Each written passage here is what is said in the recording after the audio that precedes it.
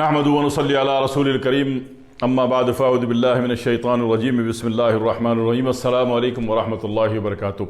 अभी हालात और मौसम के अतबार से खांसियों की, कफ़ की बहुत ज़्यादा शिकायत आ रही है पूरी दुनिया से। माएँ बच्चों के लिए परेशान हैं और बच्चे तो किसी के लिए परेशान नहीं है, उनको तो पता ही नहीं है।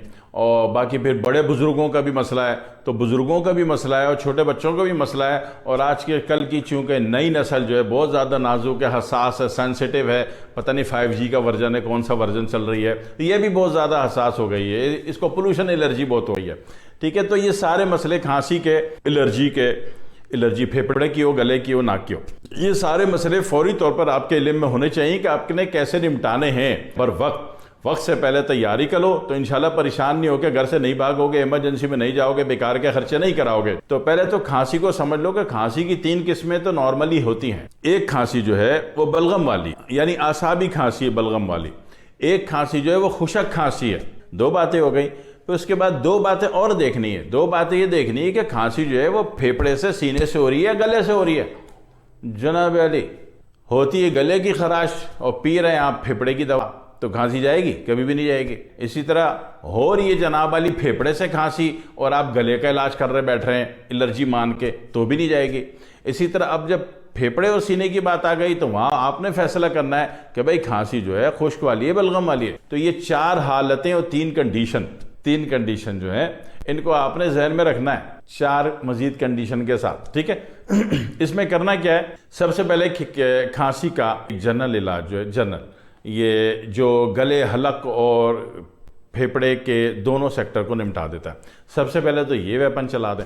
उसमें क्या होगा कि 1/4 चम्मच शहद ले लिया, हल्का सा नमक, लाल पिसा हुआ नमक होना चाहिए, पिंक सॉल्ट होना चाहिए, गुलाबी नमक होना चाहिए। तो किसी को पिंक सॉल्ट नहीं समझ में आता है, गुलाबी नमक नहीं समझ में आता है, लाल नमक नहीं समझ में आता है, तो वो वाला नमक जो जानवर के आगे रखते हैं ना, बकरे और गाय के आगे रखते हैं, ताकि वो खाना भी खाते रहे, लंबी जबान से उसको चाटती भी रहे, ताकि उसका हाजमा अच्छा हो।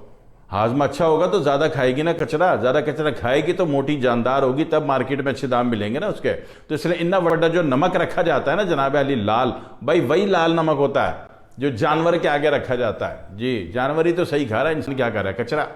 तो वो जनाब अली थोड़ा सा आपने शहद ले लिया, हल्का सा लाल नमक, पिंक सॉल्ट हल्का सा छिड़क दिया, हल्का सा 1-2 काली मिर्च का पाउडर छिड़क दिया और चटा दिया। तो ये तो एक अजीब कंपाउंड उसका है कि जिससे क्या होगा कि आपका हलक भी ठीक होगा और सीना भी ठीक होगा, आसान हो गया।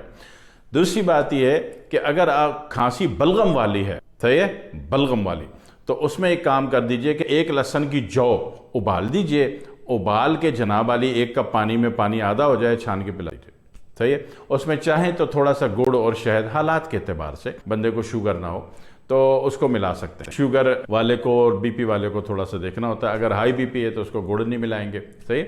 तो वो आपने पिला दिया, नहीं तो कुछ भी नहीं मिलाएं, डायरेक्ट ठंडा करके पिला दें। हल्का सा नीम गर्म हो तो उससे क्या होगा, जो बलगमी कैफियत वाले मामला आते हैं वो अच्छे होने शुरू हो जाएंगे। और उसके साथ साथ एक दूसरा भी काम करना है। ये बलगम इतनी आसान चीज़ नहीं होती, ये ना पसलियों के जोफ़ों में घुस जाती है। जब पसली के जोफ़ों में घुस जाती है तो फिर बंदा अजीब सी रिपोर्टें आ रही होती हैं, है। वो रिपोर्ट देख के आप परेशान हो जाते हो। परेशान नहीं होना, वेपन होना चाहिए, कमांडो बन जाओ अपनी ज़िंदगी में, हर चीज़ को खुद हिट खुद फायर। नहीं तो अपना सवाल गूगल पे लिख दिया करो, यूट्यूब में लिख दिया करो, 954 हकीमों में से 20 के नुस्खे समझ लिया करो, जिसका आसान लगे उस पर अमल कर लिया करो। क्या ज़रूरत है परेशान होने की। इस मोबाइल में जो 2.5-3 लाख रुपए खर्च किए, इससे फ़ायदा भी तो उठाना है। सिर्फ कॉमेडी थोड़ी देखनी है, वीडियो थोड़ी देखनी है, गाने थोड़ी सुनने हैं, सियासी खबरें थोड़ी सुननी है, ठीक है। काम का काम, अपना भी फ़ायदा करें और अपने सारे घर वालों का फ़ायदा करें। सबसे पहले बड़ों, बुजुर्गों और बच्चों का ख्याल करें, अपना कर लेना बाद में तौफीक हो तो।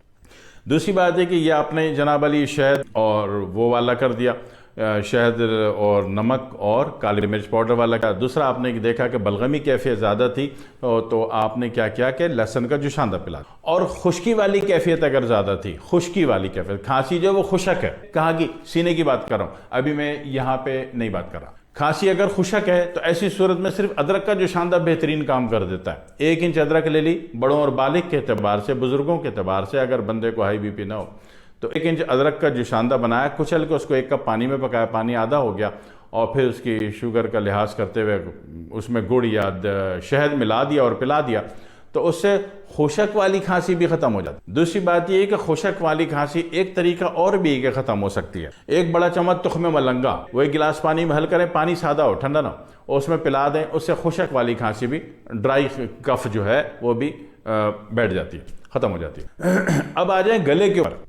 गले के मामला ये है कि खांसी सीने से नहीं आ रही, फेफड़े से नहीं आ रही, बलगम वाली है ही नहीं, खुशक वाली खांसी आ रही है गले से। तो गले से जब मामला खराब हो रहे हैं तो गले के ऊपर सबसे पहले फर्स्ट ऑफ ऑल या तो आप विक्स से हल्का सा गर्म करके मालिश कर दें नरमी से, या आयोडेक्स हल्का से लेके हल्का सा गर्म करके नरमी से मालिश कर दें, नरम सा कपड़ा लपेट दें, जोर से नहीं, घोटा नहीं देना है, ठीक है ना, बंदे को जिंदा रखना है अभी, ठीक है, नरमी से मालिश कर दें, एक काम। दूसरी बात है कि डिस्प्रिन की गोली, पाकिस्तान वगैरह में डिस्प्रिन की गोली, अरब ममालिक में स्प्रिन की गोली, और अमेरिका में वगैरह, कनाडा, जर्मनी, ऑस्ट्रेलिया में अल्का की गोली, अल्का की 2 टैबलेट्स अल्का, 1 गिलास नीम गर्म पानी हल करें और गरारे करवा दें। गरारे करने को बहुत सारी चीज़ें हैं, पुस्ते शीरी हैं, दीगर चीज़ें हैं, ज़रा मुश्किल में पड़ जाओगे, मैं आसान तरीके से इमरजेंसी निपटाने की बात कर रहा हूँ, तो उससे गरारे करवा दें। तो गले का जो भी मसला है, गले की खराश है, गले की सोजिश है, गले की एलर्जी है, गले की खांसी है, खांसी गले से भी आती है, ठीक है, तो ये सारी चीज़ें ठीक हो जाएंगी, बंदा ठीक है।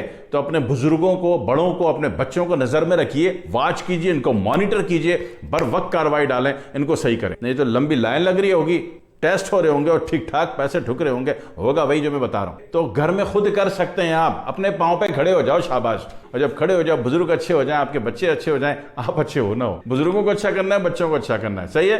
फिर मुझे दुआ में याद रखना है। अस्सलामु अलैकुम वरहमतुल्लाहि वबरकातुहू।